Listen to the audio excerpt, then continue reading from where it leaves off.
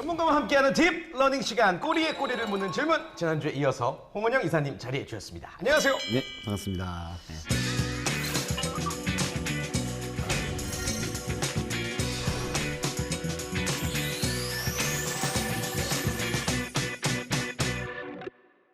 오늘은 어떤 이야기일까요? 지난번 그 조직 창의성에서도 창의성을 담보하기 위해서 마지막 요소 중에 하나가 다양성이었잖아요. 네. 그 다양성에 대한 얘기를 해볼 텐데, 그 우리 꼬리곰탕을 시청하시는 분들은 꼬리곰탕 시청하시는 이유가 있을 거예요. 그러니까 아마 재미도 있지만 딱 이 한 편을 보고 나면 왜 그런 거 있잖아요. 어디 가서 너 이런 거 들어봤어? 하면서 이게 아는 척 하나는 해야 그렇죠. 되잖아요. 그래서 그렇죠. 요즘에 그 글로벌하게 전반적으로 D&I라고 하는 Diversity and Inclusion에서 다양성과 포용성이라고 이제 번역될 수 있는데 네. D&I 뭐 이슈, D&I가 확보되어 있는가 이런 얘기들 많이 하거든요. 그래서 너 D&I 들어봤어? 이렇게 이제 한마디나 할 수 있도록 그래서 오늘은 네. Diversity and Inclusion 줄여서 오늘은 D&I에 대해서 말씀드리도록 하겠습니다. 좋습니다.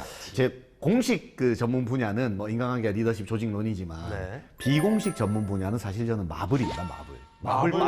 진짜요? 마블의 모든 영화들을 진짜 뭐 몇 번 이상 다 봤고 관련 자료들 뭐 집에 코믹스만 해도 이만큼 모아놓고 그렇구나. 해서 마블 얘기를 왜 하냐면 제가 이제 마블 얘기를 좀 끌어와서 이 네. 다양성 D&I에 대한 얘기들을 좀 하려고 좋습니다. 합니다. 네. 보통 대중들에게 제일 알려진 이제 마블의 빅 4라고 할 수 있죠. 원래 트리니티라고 하는데 캡틴 아메리카, 그다음에 아이언맨, 그리고 토르, 헐크 정도가 될 것 같아요. 헐크, 예. 근데 이 네 히어로의 공통점이 있습니다. 이 공통점은 오늘의 주제와 연관해서 생각해 보면 백인 남자죠. 백인 남자가 공통점이죠. 이 네 사람의. 그러네. 네. 마블 영화가 2008년도에 그 아이언맨 1편이 이제 개봉하고 나서 어벤져스 엔드게임이 나올 때까지 제가 알기로는 총 22편이 이제 개봉했습니다. 예. 이 중에서 어벤져스 시리즈 콜라보된 것을 빼고 나면 18편이 네. 개봉을 한 거죠. 아이언맨 1편부터. 근데 잘 생각해 보면 아이언맨 1편부터 쭉 스트레이트로 15편 연속으로 백인 남자가 주인공이었습니다. 그러니까 요즘에는 이제 마블이 페이지 4로 넘어오면서 굉장히 다양성을 많이 시도하거든요. 그러니까 여성 히어로를 원탑으로 내세우는 뭐 캡틴 마블도 있었고 이번에 블랙 위도우도 있었고 그다음에 최근에는 동양인 캐릭터를 주인공으로 한 뭐 샹치도 있었고 그 중에 그러면은 백인 남성이 아닌 히어로들은 4명이죠. 블랙팬서, 캡틴 마블, 블랙 위도우, 샹치. 솔로 영화가 샹치까지. 있는 기준으로.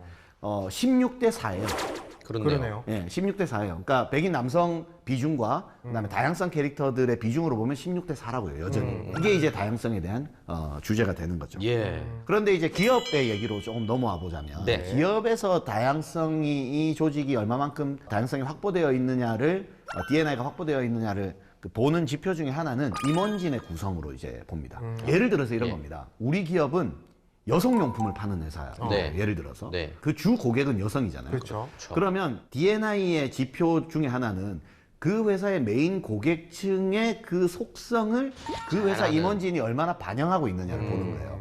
이를테면 우리 주 고객층은 여성이 80%예요. 근데 우리 임원진은 80% 이상이 남성이에요. 예를 들어서 이런 기업이 있다면 네. 그 고객의 수요층을 이 기업의 의사결정진들이 제대로 그 구성원들을 반영하고 있다라고 보기는 힘들겠죠.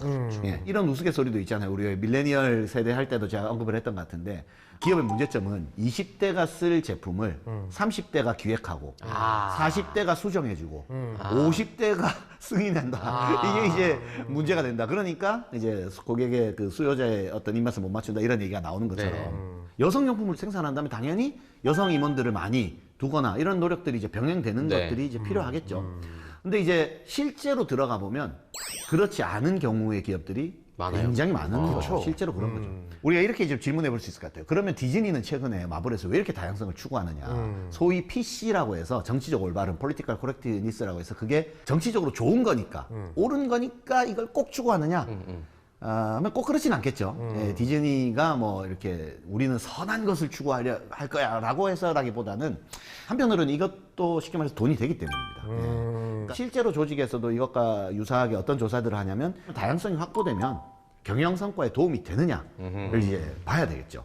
연구 결과라든가 다양한 지표들을 보면요. 실제로 다양성이 많이 확보되어 있을수록 경영 성과에 도움이 된다는 연구가 굉장히 많이 있습니다. 예를 들어서 그 인사팀 내에 다양성 관리팀이라고 있어요. 네. 그런 팀을 전사적으로 보유한 조직일수록 경영, 생산성이 19% 이상 평균 높다라는 결과도 있고요. 그다음에 경영진의 성별 다양성, 남성 여성의 성별 다양성이 이제 많이 확보되어 있는 평균 수익성이 25% 이상 높은 가능성이 훨씬 높다고 합니다. 그런 것처럼 이제는 다양성을 확보하는 것들이 실제 조직의 경영 성과에도 직결되는 영향을 미치기 때문에 단순히 다양성이 그냥 올바른 가치이기 때문만은 추구하는 것이 아니라 그 실제 경영 성과에도 도움이 된다라는 것들을 여러 가지 측면에서 이제 보여주고 있는 것이죠. 다양성, D&I가 잘 확보되려면 네. 이제 어떤 것들이 필요한가 네. 구체적인 그 내용들을 좀 한번 들어가 보도록 할게요. 필요한 것들. 네. 데일 카네기에서도 이제 D&I 모델이라고 하는데요. D&I 모델에서 뭐 여러 가지 요소가 있지만 오늘 말씀드린 것은 이제 그 중에 대표적인 큰 두 가지. 네. 그 문화적 감수성 하나랑 그다음에 문화적 역량 이렇게 두 가지 용어로 좀 설명드릴 수 있을 것 같습니다. 제일 쉽게는 문화적 감수성은요 태도적인 부분이고요. 그러니까 나와 다른 존재들을 어떻게 바라보느냐에 예. 대한 어떤 태도적인 부분이고 문화적 역량은 실제로 이제 스킬적인 부분입니다. 그러니까 실제로 나와 백그라운드가 다른 사람들과 어떻게 소통하느냐. 왜 뭐 이런 거 있잖아요. 남성분들은 나는 여직원들하고 뭐 소통하기 힘들어. 뭐 여직원들은 반대로 난 남자들하고 소통하기 힘들어. 이럴 수도 있고. 뭐 세대가 다르다라면 나는 요즘 젊은 친구들하고 말이 잘 안 통해. 젊은 친구들 입장에서는 나는 뭐 꼰대라는 표현을 써야 되나? 그러고 뭐 말이 잘 안 통해. 이럴 수도 있고. 그 특정 집단이나 뭐 남성이면 남성, 세대면 세대 뭐 이런 특정 집단을 스테레오타입해서 선입견을 가지고 그걸로 인해서 이제 소통에 장애가 생기는 것들이죠. 그래서 이것들을 좀 극복하고 나와 차이가 큰 그룹과도 편안하게 잘 어떤 뭐 소통할 수 있는 능력들 이런 것들이 이제 문화적 역량, 스킬적인 부분들이고 그걸 바라보는 태도가 이제 문화적 감수성이라고 볼 수 있겠죠. 그래서 즉 태도와 스킬이라고 이제 구분해 볼 수 있는데 문화적 감수성은요 이걸 좀 이해하고 넘어가야 됩니다. 뭘 이해해야 되냐면 인간은 본능적으로 네. 그 차이를 구분하는 거에 굉장히 능하대요. 나와의 차이. 그렇죠. 나와 상대방의 차이를 구분하는 게 본능적으로 발달되어 있어요. 근데 사실 동물들은 거의 대부분 그래요. 왜냐하면 생존해야 되니까. 그러니까 우리의 뇌가 그렇게 이제 발달되어 있다라는 거죠. 그렇기 때문에 우리 뇌는 기본적으로 차이에 의해서 반응하게 되어 있어요. 그래서 이게 왜 이런 말씀을 드리냐면 내가 예를 들어서 포용력이 좀 내가 낮은 것 같아. 예를 들어서 나는 뭐 이렇게 뭐 어떤 계층이랑 좀 잘 안 맞아 선입견이 생겨 이럴 때 전혀 그것을 부끄러워할 필요는 없다는 겁니다. 예. 그냥 이거는 그것으로서 되게 당연하고 근데 그걸 당연하게 받아들이되 그것을 변화하려고 계속 노력하는 것이 중요하다. 네. 이렇게 이제 볼 수 네. 있겠죠. 그게 이제 문화 태도에 중요한 겁니다. 인간은 차이를 구분하는 존재라는 걸 인정하는 거.